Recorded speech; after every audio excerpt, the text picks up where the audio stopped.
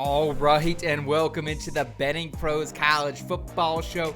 It's rivalry week and the final week of the regular season. So, of course, we are loading your plates with our official picks and predictions for the top 10 games on the slate. We're essentially combining both our episodes this week into just one show, so it's an absolutely loaded program for you. Week 13 recap, the betting risers, the betting fallers, also our week 14 picks and game previews with the full injury reports, plus our best bets to round it out. I'm your host, Seth Woolcock, hanging in there after another 3-5 week, but I'm joined by someone who's been seeing the field pretty dang good all season long, much better than me. He's Scott, big time Bogman. Boggs, how are you as this marathon of an episode is about to get locked and loaded, my friend? Man, I'm just happy that the last week was great for me, and finally we hit on both sides, 10-4 on picks, 7-4 on props. So happy about that, and ready for A&M, and ready to see where the chips fall for the playoff and all that good stuff. So very excited and ready to rock. Let's go. I am excited as well, and it's one of those situations this week where we have a ton of college football playoff implications, ton of championship game implications, a lot of tiebreakers. We'll try to break it all down as best we can. If you have any questions, comments, anything like that, just let us know down below. We want to hear from you. As always, shout out to everyone who's tuning in either on the BettingPros YouTube channel or the audio feed. So grateful for you riding along with us all season between the wins, the losses, everything we got in the mix. We are especially thankful this time of year where schedule's very, very busy for everyone. So thank you for making time for us. The easiest free way to support us, please give this video a thumbs up if you enjoyed this type of content. Also, if you're new, make sure you subscribe to the channel so you don't miss a moment of college football and NFL betting coverage this season. And before we jump in, let's take a moment to thank our presenting sponsor, Hard Rock Bet. And there are 3 things to be thankful for this week: family, food, and of course football. And thanks to Hard Rock Bet, you can easily sneak in bets while your crazy Uncle Jim goes on his annual rant about the good old days. Sign up today and you could feast with $150 in bonus bets. Just place a $5 bet, and if it hits, you not only get your winnings, but also $150 in extra bonus bets. Now that's an offer you can't pass up even on a full stomach. Not sure where to place your first bet yet? Well, no worries. Just head over to the Hard Rock Bet Stats Hub and it'll help you out. It's loaded with trends, streaks, and stats to help guide your picks. Numbers don't lie, and neither does the data in there. Plus, this week on Hard Rock Bet, you get 3 50% profit boosts, one for each Thanksgiving Day football game. Boost your same game parlay or your SGP max so your bets pay out extra winnings. There are new promos every single day, so whenever you're listening, just fire up the app and check out what they've got going on any day of the week. Download the Hard Rock Bet app now and make your first deposit.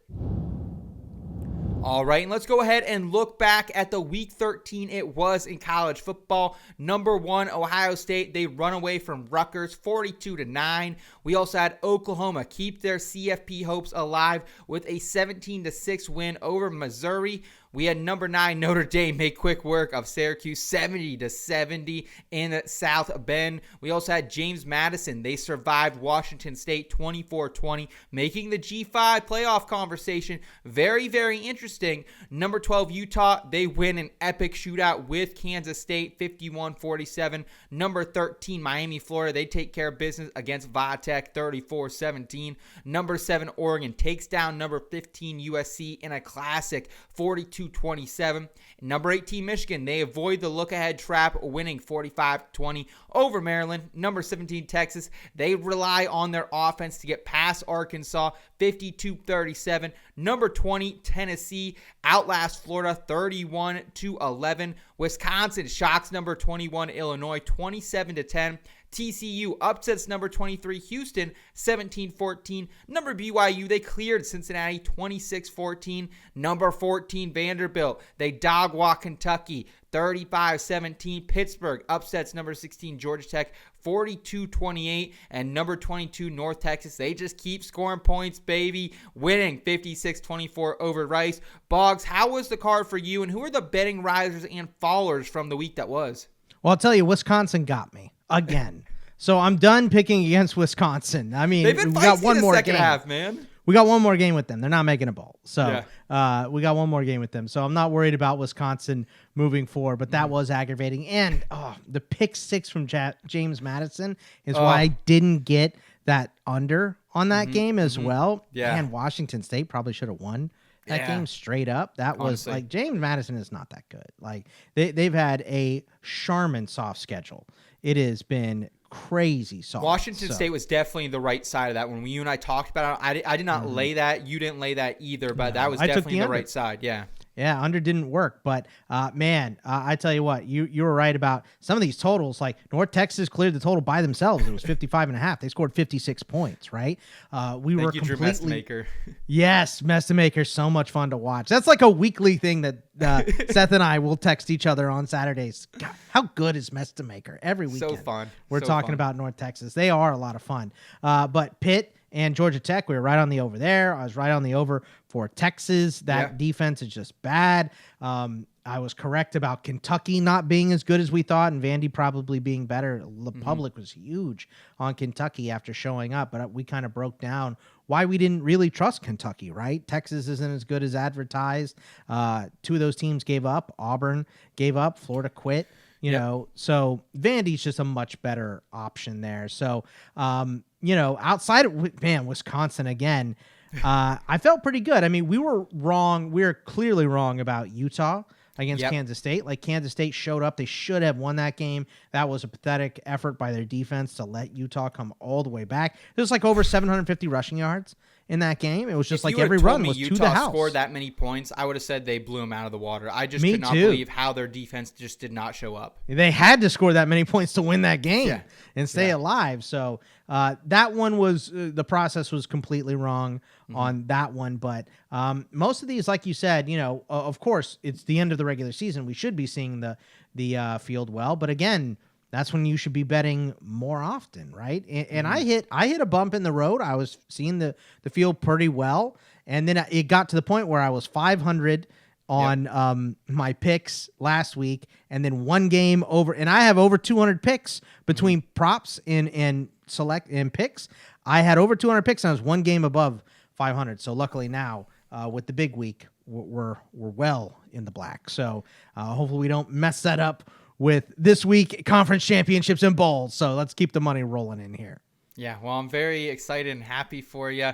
I need to get back on the right side of things. We definitely hit very well on BYU. I was excited about that. North Texas came through for me. Michigan, 2-0 bet Michigan this year, too. Who would have thought? Not me. So, you can keep them. Yes. I think I'm about to get off the train here this week. We'll talk about the game later on. But, yeah, for me, like, way too invested in Nebraska. I just thought they could maybe show up, and you kind of talked about it. Maybe I was a little self-deprecating, hating Penn State fan. Yeah, so I think that definitely played into part of it. I definitely did not see Penn State just dog-walking Nebraska. It looked good on the first drive for Nebraska, and then they got stuffed at the goal line, never really had a shot. And don't look now, Boggs, but while my Georgia Tech championship future ticket is definitely killed, there might be a chance that we get two G5 teams in the playoffs. Like, I think it's a real conversation now, at least, because I don't know who's coming out of the ACC. Like, if SMU comes out of the ACC, there's a chance that James Madison and whoever comes out of the American is ranked above them. Like, it's just something I want to float out there. ACC champ goes in. So is it I don't think it's an automatic bid anymore. I think it's just the top. I think it's just the. Okay. All right. Well, I'll do a little more research then. But I thought there's at least a chance that maybe we get another. I thought we were changing it 1 through 12, but I think the conference champions still get auto bids. Okay. So. All right. Yeah, I know there was a little bit of change up with like eventually the top 5 conference winners, whoever highest ranked they were. So I don't know. Either way, I think there's a chance that JMU and maybe North Texas can make it, but we can certainly discuss that later on in the show. Anything else from this past week, Boggs, that really took you by surprise? Like, I was You're really right, impressed. Actually. I was mistaken. I just thought for sure. That's how it was last year. That's how it was last year. This is the new format. I looked this up and it said yes before, but I must have done it too early in the season. So hey, that's all right there. The only last thing I have is like Oregon, man. They looked really, really good in this game. I was really impressed by when things weren't working on the outside. They went to Kenyon Sadiq when they needed him. Noah Whittington was awesome on the ground too. So I think Oregon, we can start putting them back in that upper echelon. And there may be a team, instead of fading them in the first round of the playoff like I thought they were, they might have some actually real future upside. Yeah. I mean, that Oregon is still really good. This may not be the best Oregon team that we've ever seen, but Oregon is still really good. By the way, it's the 5 highest highest ranked conference champions. That's what it is. So that's what I'm saying. If SMU somehow sneaks in and they win the ACC and JMU's ranked above them, and North Texas is, giddy up. Yeah. It's going to be a first fun round. It's going to be a fun one. James Madison will get murdered in the tournament. I mean, Louisville beat them by 2 touchdowns. I think they will get destroyed. So yeah, I mean, I think anyone in the ACC is getting destroyed as well. Like, that conference is a joke right now, dude. I mean, I think Pitt is way. I think Pitt would massacre James Madison. I think Georgia Tech would massacre James Madison. But, baby soft schedule, so it's working for JMU. Yeah. You know me, always pushing my G5 agenda with the crew, but appreciate y'all. Let's go ahead and jump right into things with the Egg Bowl. It gets underway at noon on Friday with the number 6 Ole Miss Rebels laying between 7 and 7.5 points against the 5 and 6 Mississippi State Bulldogs. Ole Miss, they should be at full strength coming off the bye, and they need a win to clinch a college football playoff berth. The Bulldogs, meanwhile, they are also off the bye, and they need a win to become bowl eligible for the first time since 2022. The Bulldogs have questionable safety Isaac Smith and their cornerback Jet Jefferson. Wow, what a name that is. And the BP projections are showing value on the Rebs, setting this line at 11 points. Is that where you're heading, Boggs? And I think I'm definitely there. The only thing that maybe holds me back a little bit from going all in is Lane Kiffin's future and everything going on with that kind of scares me. I mean, doesn't it seem like he's definitely leaving? Because I think you would come out and say if you weren't, right? Right. That's what I feel like. But it also might be let's let everybody underestimate us. I'm going to tell all you guys that I'm not leaving. And so you guys know, so you don't have to worry about it. But let's let the media play with it for a little bit to make everybody squirm. That's the only, you could definitely see Lane Kiffin doing that if anyone's going to do that. But he's also a nomad. I mean, this dude has been everywhere. So the offer from LSU, if the rumors are true, it's really hard to turn down. So I would understand if he did leave. Again, there's no way I would. I think there's less pressure. I think you're recruiting great. You still get a bunch of money at Ole Miss. So such a good team this year, too, and they're all young players. Kawan Lacey's you want to go hit the reset button? Yeah. So look, I would understand it, but I would stick at Ole Miss. But I'm with you. That is the thing that concerns me. But I think the best bet here is the under 62.5 because, I mean, Mississippi State hung in with Tennessee and Texas. But the other top-tier SEC teams that they played, A&M got them 31-9. Georgia got them 41-21. Missouri got them 49-27. I feel like the way the defense has played in this game, in the Egg Bowl, they haven't cracked 60 points in the last 8 meetings. They haven't cracked 50 points in the last 3 meetings. Wow. So I think I'm going to lean towards the under. I think we see the defense show up and play with passion in the Egg Bowl, specifically at Mississippi State. So I'll go with the under in this game. That's the thing that I like here, and that way we don't have to choose the side. Okay. I did end up laying a 6.5 with -120. It's not a big bet by any means. Not my favorite bet of the weekend, but for me, I think Kawan Lacey, he's just this dude right now, right? He is an absolute monster in the backfield. He leads the SEC in attempts and second in rush attempts. We can't even begin to talk about how good of a pass blocker he is, too. But Ole Miss right now, they're 30th in rushing. And they also have Trinidad, who's ran for over 400 yards this season. Mississippi State, their worst quality of this entire team, they cannot stop the run. They're 120th in rushing defense. And they also don't possess the ball for long enough to keep it away from Ole Miss. They're 126th in time of possession. So I'm going to lay 6.5 with Ole Miss. I get it can be weird, but it feels like all of these big spots for Mississippi State against the top of the conference, they have lost by at least a touchdown. I think that continues here against Ole Miss. I'll say this. This is the week of, if you thought senior night was bad, these rivalry games can get even weirder. That's one in particular I don't like to pick a side on. That's why I'm on the under, but I am definitely being the cowardly lion. So I like your pick. I think Ole Miss wins by more than a touchdown. Okay. We also have clean old-fashioned hate kicking off from Mercedes-Benz Stadium in Atlanta at 3 p.m. Eastern time on Friday. Odds makers right now, they're listing the number 4 Georgia Bulldogs between 13 and 13.5 point favorites over the number 23 Georgia Tech Yellow Jackets.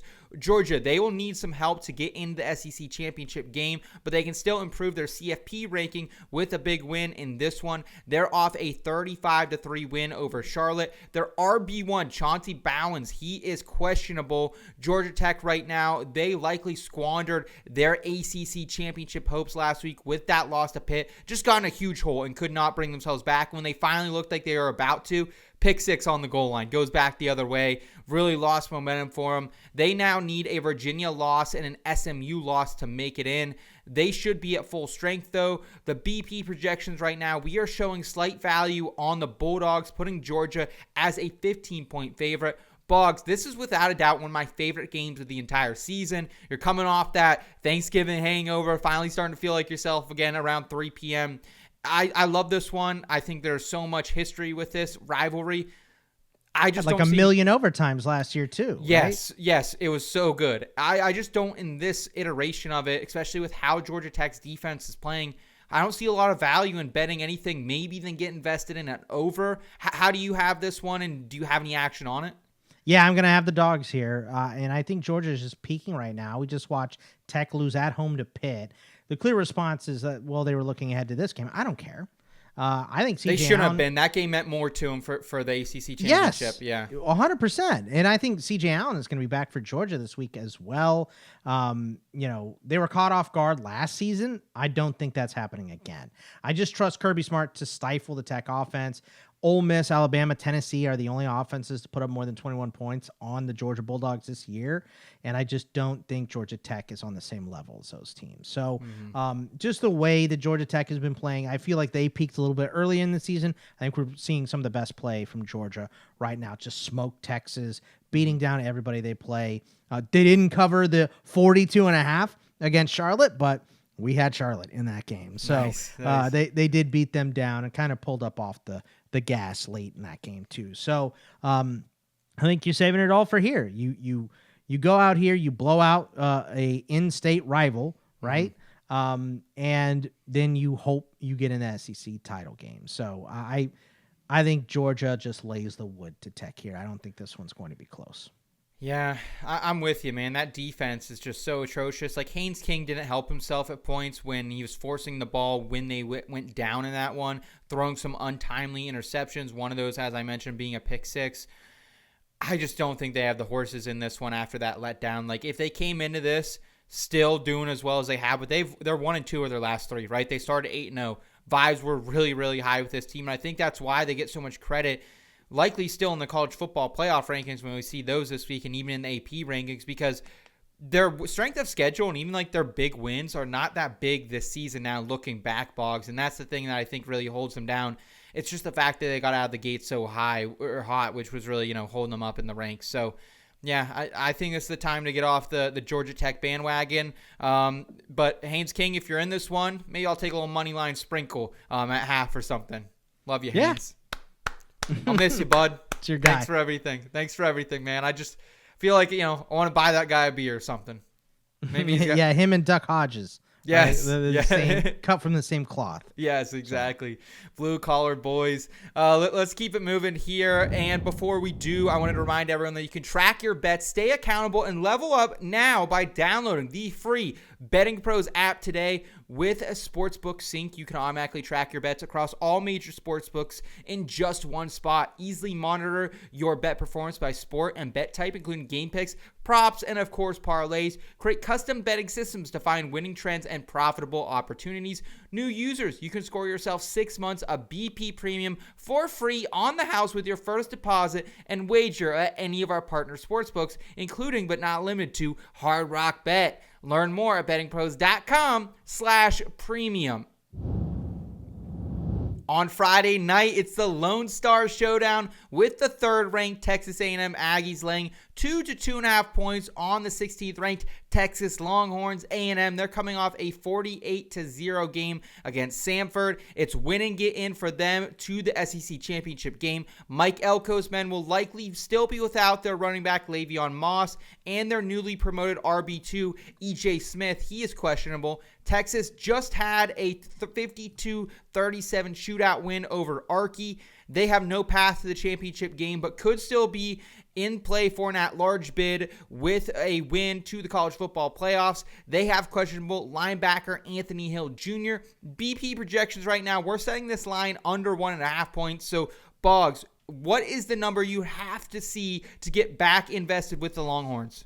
I mean, you know me. I will not bet on my Longhorns specifically in this game because it is bad luck. But if I'm giving out advice, if you're getting points for the Longhorns at home against anybody, I think most instances I'm going to take that. And also battered Aggie syndrome, right? A&M has been great. Even I have to admit that. But they're not the best number 3 team that we've ever seen. And they're on the road here against a tough opponent. A&M has survived in 4 one-score games, which is, I mean, they played in 5 one-score games. Or I'm sorry, Texas played in 5 one-score games, but they survived 3 of those, Kentucky, Mississippi State, Vandy, but they obviously lost to Florida. They lost to Ohio State. Georgia was a bigger than one-score loss, but turnovers are going to decide this game. A&M is somehow 116th with only 9 takeaways on defense this year.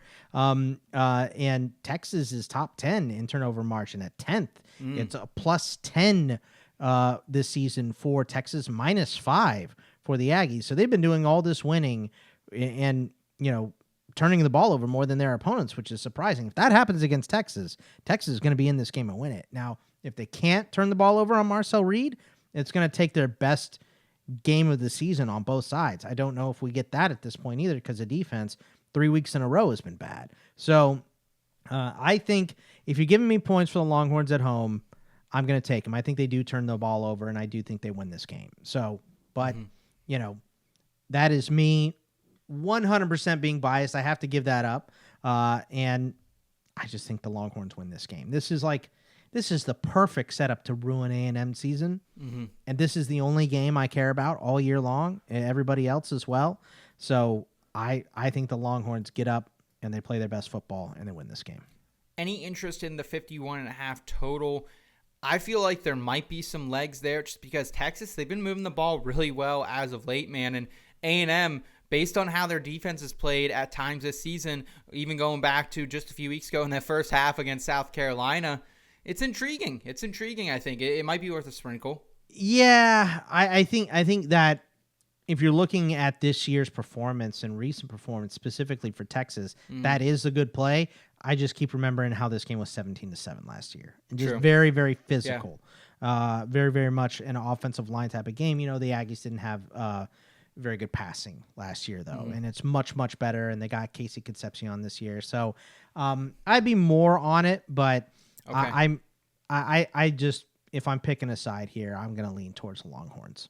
I know one thing for sure. Matthew McConaughey is going to be on the sideline. He's going to be getting those boys riled up and ready to go. So excited to see that one. Hope it comes out in your favor, Bogman. Let's move forward where we have the number 15 Michigan Wolverines, whose college football playoff hopes are on the line in the game, where they are catching between 10 and 10.5 points in Ann Arbor against the top-ranked and undefeated Ohio State Buckeyes. Ohio State, they have their eyes set on Indianapolis with a win, but they are more banged up than they have been all season long, coming off a 42-9 win against Rutgers. Wide receivers Jeremiah Smith, Carnell Tate, Quincy Porter, all are questionable after not playing last week, as are multiple members of the defense as too deep. No running back Justice Haynes for Michigan. They may get their running back Jordan Marshall back. He was seen dressed on the sideline, did not play last week. They didn't need him. They also have questionable their slot wide receiver Samaj Morgan and their left tackle Evan Link.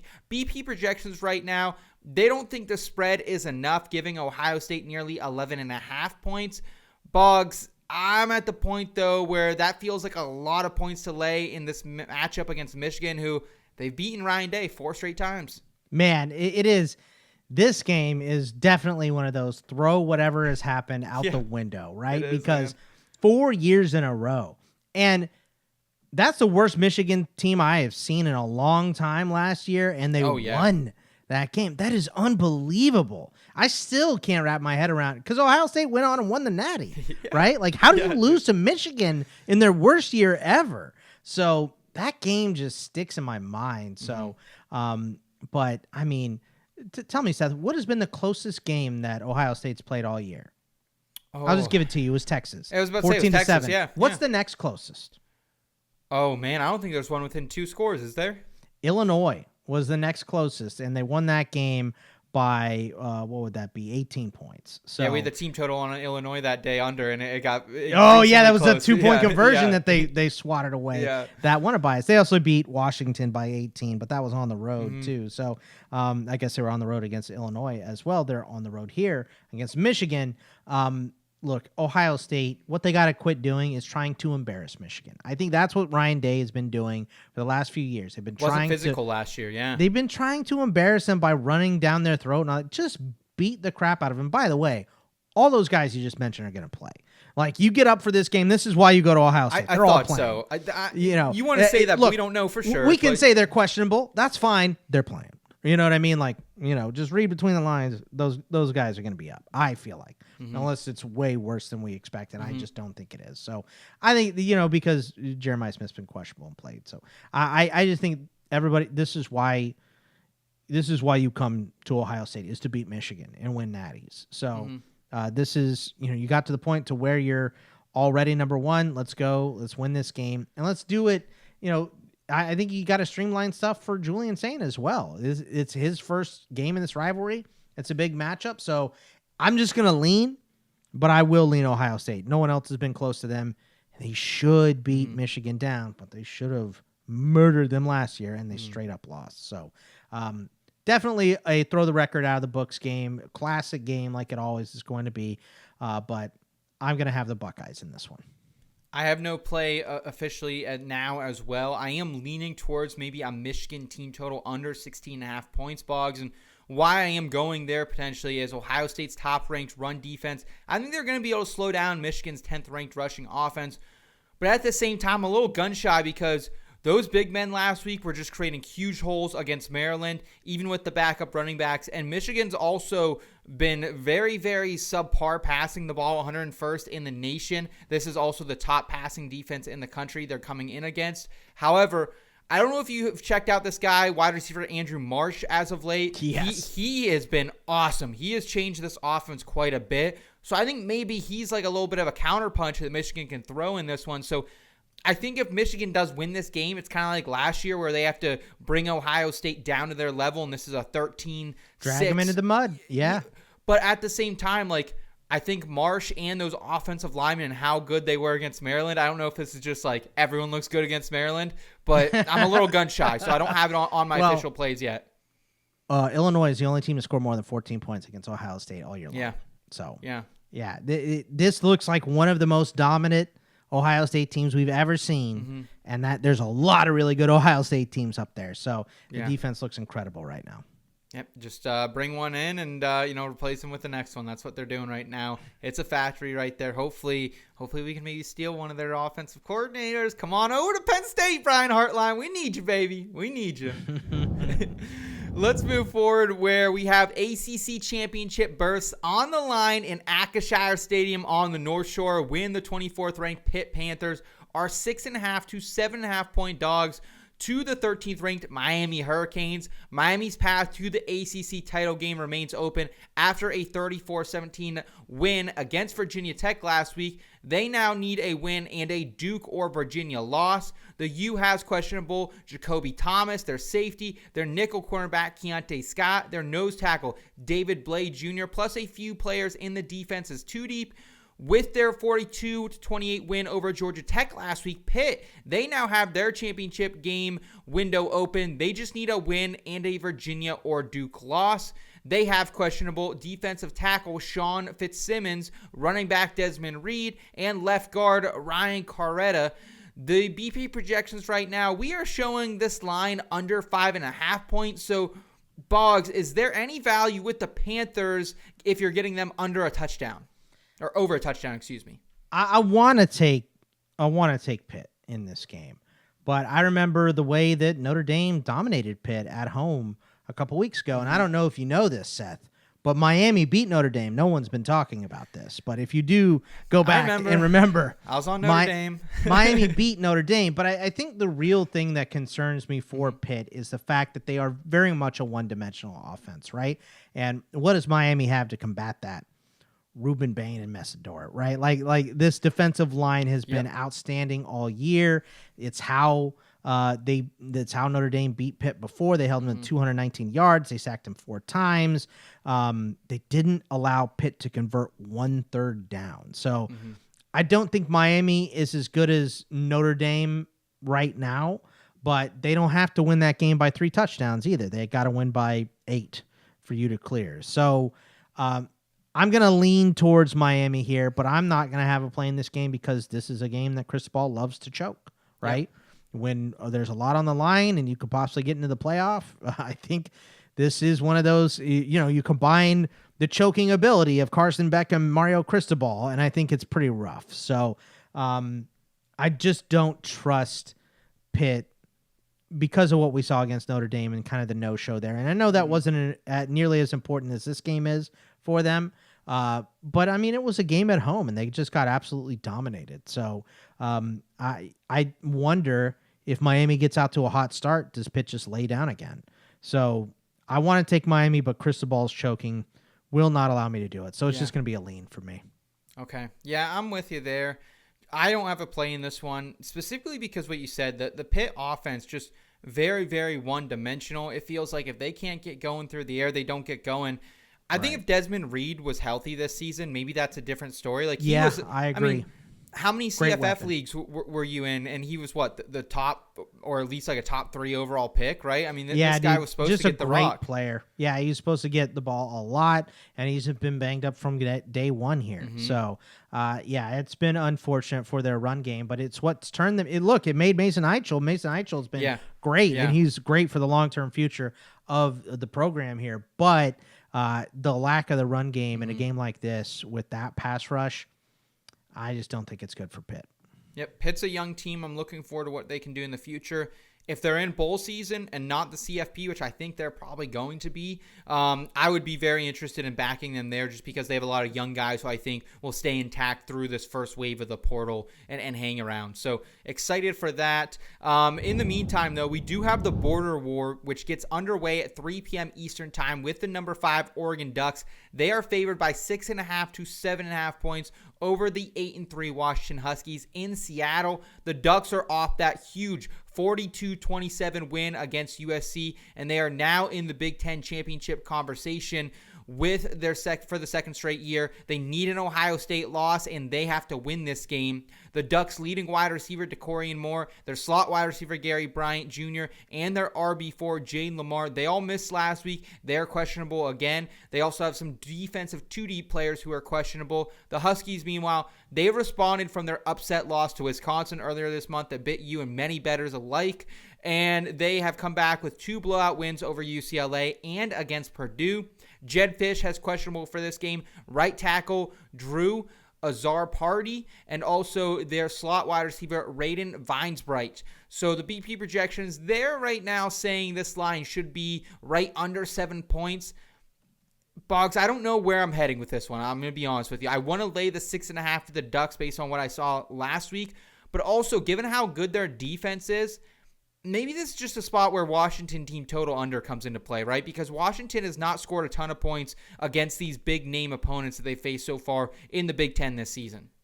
Look, our minds are working right because that's my play. Oh, is Washington really? Okay. team total under 23.5. We didn't talk about it at all. No. Yeah, that's why I got that big smirk on my face. Is that what the line is, 23.5? Okay. 23.5 is the team total right now. And I just really hate Washington being so Jekyll and Hyde this year. They're just they show you one thing and then the next week they do another thing. But to me, it seems like whenever they come up against a good defensive resistance, they just fall apart. Ohio State got them 24-6. Michigan beat them 24-7. Yep. And then the embarrassing 13-10 loss against Wisconsin. This isn't the best Oregon team that we've ever seen. Indiana got them at home. Penn State took them to overtime. And they should have lost that game to Iowa on the road.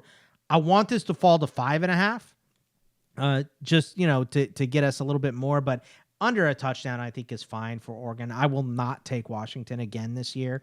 So I do like laying the Oregon side, but the Washington team total under 23.5 is my favorite play in this one for sure. I'm absolutely with you. Simpatico. Okay. Well, I'm glad we both had the same mindset there. And not that 8-3 coming into this game is a disappointing season for Washington. That's probably about what most people expected. But I bet on them all 3 of those losses. I bet on them every single one. And you know what? Ohio State I did. Okay. But they didn't cover one other time. I've lost money on them 3 times. So I'm done with the Huskies. Yeah, I've actually bet against them. I know I bet Michigan in that game, and then I think I also bet them to go under their team total, or maybe I think I even laid the points with Ohio State in that one. So I've been. I just gotten disappointed in that road game against Michigan. I'm like, look, Wisconsin is not Michigan, and then they just couldn't score points. They couldn't move the ball. So I think they're going to have a difficult time doing that against Oregon again. Yeah, and this is really I don't want to say this is their all-in season because Damon Williams still a very young player in college football, but Denzel Boston's going to be heading the draft. Jonah Coleman's going to be heading to the NFL too. So they're losing. I also heard that Fisher hates, or Jed Fish hates Seattle. Yeah, and that they may want out. So is he looking? Does he have one step out the door, looking for a new job as well? So there's a lot of little things going on in Washington that I don't like. The 8th-ranked Oklahoma Sooners can punch their ticket to the college football playoff with a win at home over the 7-4 LSU Tigers. OU is currently favored by 9.5 to 10.5 points. They have strung together 3 straight ranked wins against Missouri, Alabama, and Tennessee. They have questionable their RB3, Javonte Barnes, cornerbacks Gentry Williams and Kendall Dalby, plus their left guard Heath Ozetta. LSU, they are not playing for much of anything at this point but pride. They became bowl eligible a few weeks back with a 23-22 win against Arkansas at home. And they followed that up with a pretty sloppy loss or win 13-10 against Western Kentucky last week. I should have been on WKU in that game. It felt good, but I thought going into Death Valley, maybe LSU would show up. That hasn't been the case, though, for head coach Frank Wilson. He has injured in this game. Quarterback Garrett Nussmeier likely to be out the rest of the season. Wide receivers Nick and Aaron Anderson also questionable, plus their left tackle Tyree Adams and their cornerback Mansour Delaney. They are all right now. Everybody with a high NFL draft stock is, my hamstring. Yes. Oh, look at that. Yeah, that's rough. And it's hard to blame them, right? And that's kind of where we are at this point. You got to protect yourself, especially for a team not playing for anything. They're already bowl eligible, as we mentioned. BP projections right now, we are giving the Sooners 10.5 points. So are you interested in the key number of 9.5 to back Brent Venables and company to clinch their ticket?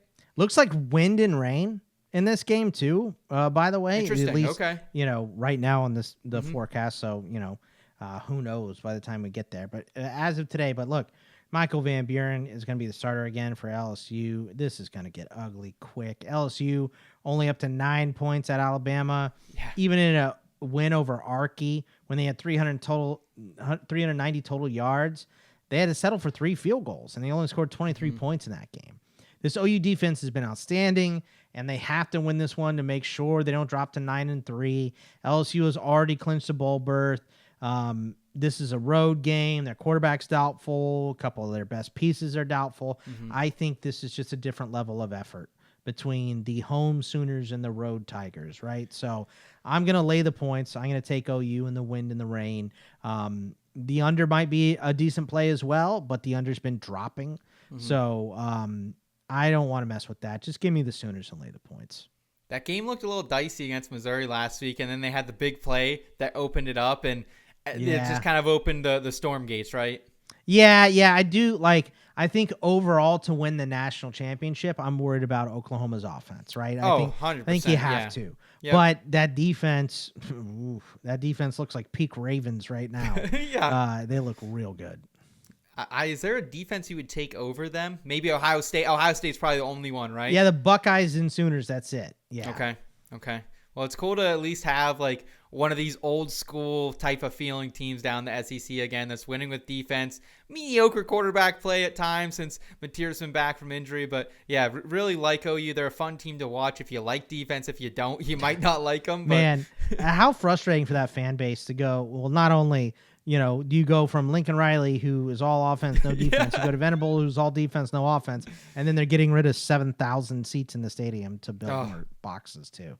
Rough in the streets for the Sooners right now, but the team is great, and they're in the tourney. I think unless they really blow this one, this would be a massive loss. It would be hilarious, but I think the Sooners win this one going away by more than 2 touchdowns.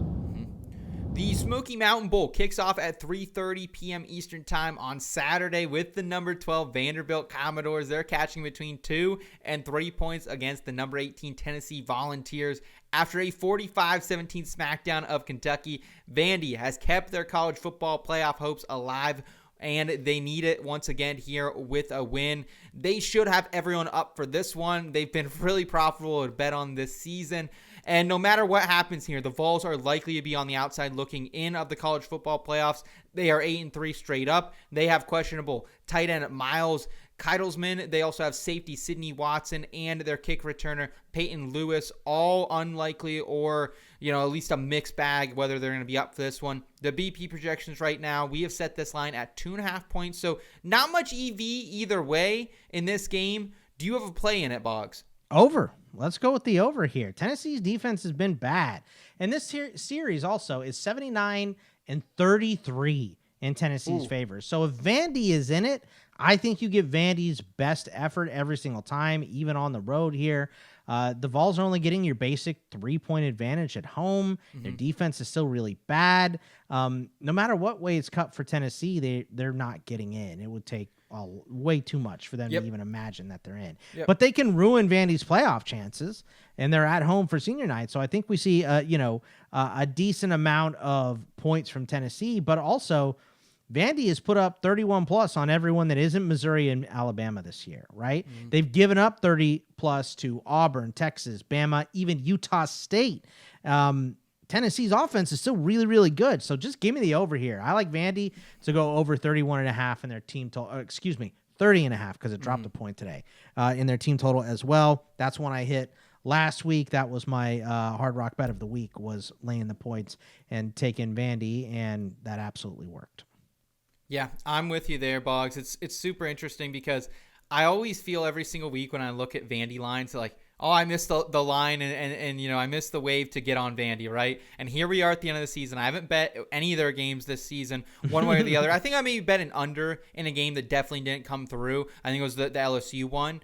But they're still like 8-2-1. 31 on LSU. Yeah. I think I might have been on the under there too. I think because LSU's defense was playing well, but Vandy just beat the crap out of them. Yeah. That was not a close game. That game was 31-24, but it was not that close. Yeah.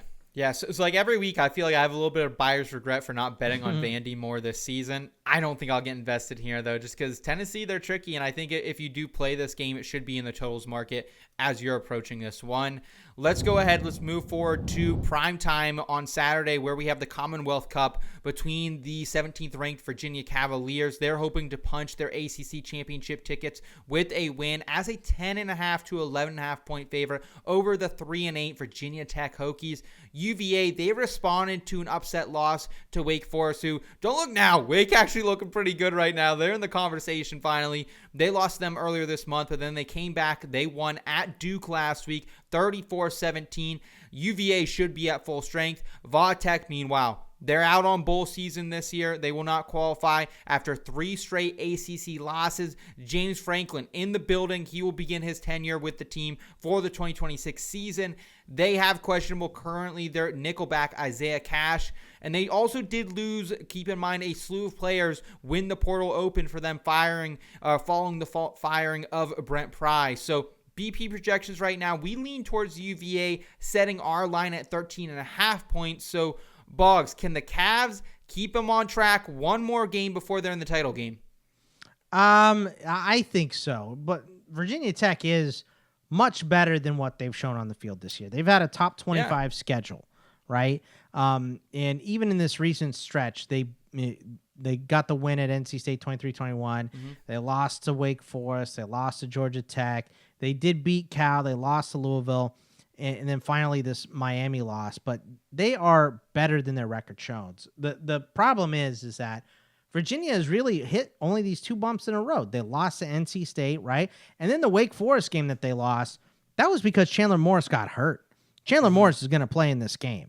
There's just not a lot on the line. You talked about it, in terms of James Franklin coming in, a lot of this team bailing at the end of the season. The guys that are there want to play and they want to win this game, but again, a road game against Virginia we're showing value to the Cavs, and I'm going to lean that way. I don't think I'll have a bet in this game, but I do like Virginia to win this one, kind of going away here. Virginia's so frustrating to me too, because if you remember, like week 2 of the season, I shouted them out as one of my best bets of the week, and I was like, I think that they got some legs here with Chandler Morris. Little did I know they'd go on quite the run, other than when I bet them, because that week they fell short to NC State, and I never got back on them. So that was kind of a little bit of a bummer. But yeah, I think I am with you here that I would like to put some points on Virginia, but I just don't trust them, because who knows what Virginia Tech's doing, because a lot of these guys are kind of like trying to show themselves a little bit to James Franklin, right? Like they're all trying to, and Kyron Drones, like, I know it wasn't the career everyone wanted for him at Vaught Tech, but like he's a really solid quarterback. He's a really great leader. From what I've heard, he's great in the community as well. So like hats off to him, and he's going to try to send it out the right way, I think, in this one. Yeah, just a 24th schedule, and this is, I just use PFF's strength of schedule, 59th for Virginia. Ooh. So, I mean, Virginia has had a much easier road to hoe here. That's really what it is. I mean, at NC State, Miami, I mean, the schedule is just brutal for Tech this year, and I think they'll be way better next year. We'll see. Okay, let's go ahead and close out the show here with the Iron Bowl, where the number 10 Alabama Crimson Tide, they can all but clinch their college football playoff berth and a trip to the SEC title game with a win over the 5-6 Auburn Tigers. They are currently 5.5-point favorites. They just shut out Eastern Illinois 56-0. The following players are questionable, though. Their H-back, Joshua Cuevas. Also, their tight end, Danny Lewis Jr., and their flanker wide receiver, Jeremy Bernard. The BP projections right now, they have this closer to a 6.5-point line. So this is a place I think I want to rock and roll with, Bog, specifically because Auburn, they're on their third quarterback of the season, Deuce Knight. We did see a little Jackson Arnold take a few snaps, specifically more running the ball. Deuce Knight kind of went buck wild last week on the ground. He's a dual threat guy, went for over 160 yards against Mercer. With that said, Boggs, give me Bama in this one. 5.5 doesn't feel like enough. I mean, this game, the Iron Bowl, is just always crazy. I'm not touching. This should be Bama by 1,000,000, but it's in Auburn. I'm not going to mess with it. I'll take Bama on the money line if I want something here and add it to something else. But, I mean, look, the recent games in Auburn for the Iron Bowl, 3-point Bama win, 27-24 in 2023. Bama wins 24-22 in 2021. Auburn wins by 3, 48-45 in 2019. And Auburn won in 2017, 26-14.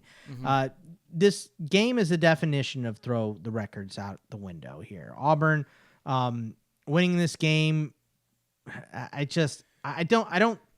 would, the vibes would be?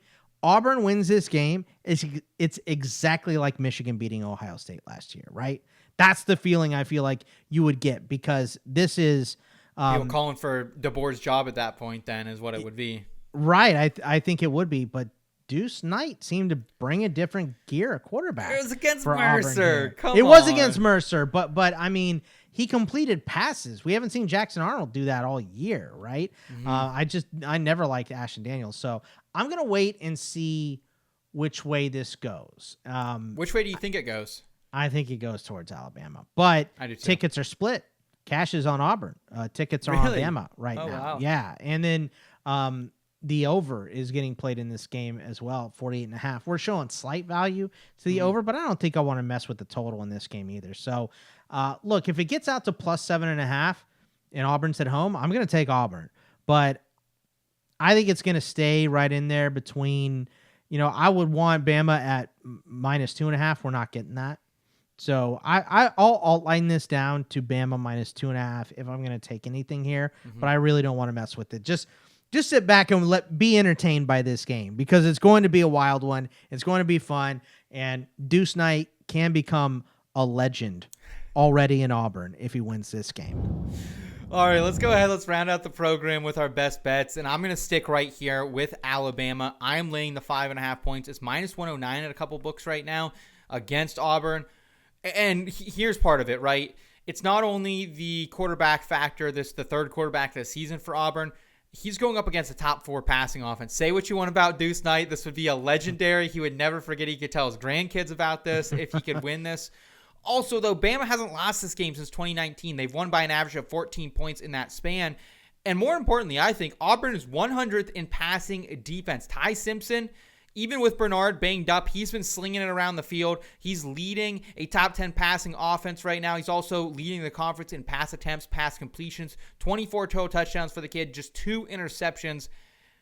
I don't see how this one goes any other way, man. I really don't see Auburn's, like, unless Alabama just does not show up, unless they like pull a Florida State, and I will preface this with saying I don't think bet Alabama since week 1 when I lost on them against Florida State when I had a ton of money riding with them. So, Alabama, you get back in my good graces this week. Oh, man. Against the Auburn. Cooler takes Alabama. Yep. Oh, yep. Lordy. Yep. Oh, man. I may have to bet Auburn just to be on the other side of you, just for fun of this game. That's going to be a lot of fun. I think the biggest difference for Auburn late in the season here is that look at what they did after they fired Hugh Freeze. It put up 38 points. True. Right? Like, True. I really like that for Auburn. Moving forward, I don't think they're in this game either. I'm Okay. with you. I think Bama wins this going away, but look, I've seen a lot of weird stuff happen in that game. I know. So I just don't want to mess with it. For me, my best bet here, give me Vandy again, over 30.5. Like, Tennessee's at home. They couldn't stop Oklahoma at home a couple weeks ago, right? So I feel like Vandy's definitely going to score. It's the one thing that I'm feel sure about in that game is that Vandy will score. Tennessee will score. I like the over in that game a lot, but I like the team total for Vandy over 30.5. And I kind of like Vandy in that game as well against Tennessee. They still got a shot to make the playoff. So Vandy team total over 30.5 is my favorite play this week. I got one more bonus let's hear it. bet for you. It's Maction midweek. Of course it's it Tuesday. is. So, yeah, hey, we're going back home. All roads lead back to the Mid-American Conference, baby. And hopefully you're listening to this by Tuesday night because this one's going to go off. I think it's a 7:30 kickoff. Western Michigan right now, they're laying 6.5 points against Eastern Michigan. WMU, they're led by this dual threat quarterback, Brock Lowry's none one of these gritty MAC-type quarterbacks. He's a trio of running backs behind him. They're top 40 in rushing in the country. Eastern Michigan, meanwhile, they're 135th in the country in stopping the run. I think Western Michigan is going to run all over them. They have a chance to play for the MAC championship if they win this game. Eastern Michigan, they cannot be bowl eligible. They don't have much to play for. And Western Michigan this season, 2-0 as an away favorite this season. 5-1 ATS off a win as well.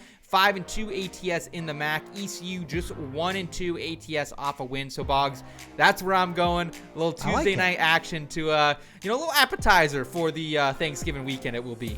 I'm gonna put some money on that game. I'm gonna take your recommendation here, Seth. Let's go. I'm gonna watch it while I'm recording. My show is gonna be out early this week because of the holiday. It should be posted on Wednesday. So if you do follow that show, please pick it up early because it is gonna be a little bit early this week. Yes. Well, that is going to do it for us, though, on this episode of the Betting Pros College Football Show. We will be back for the college football playoff and for bowl season. Until then, let us know in the comments below your favorite Week 14 picks. What do you have for rivalry week? We want to hear from you. And while you're here, make sure you're smashing that like button and subscribing to the channel if you're new. For Scott Big Time Bogman, I'm Seth Woolcock. Take care, y'all. See you.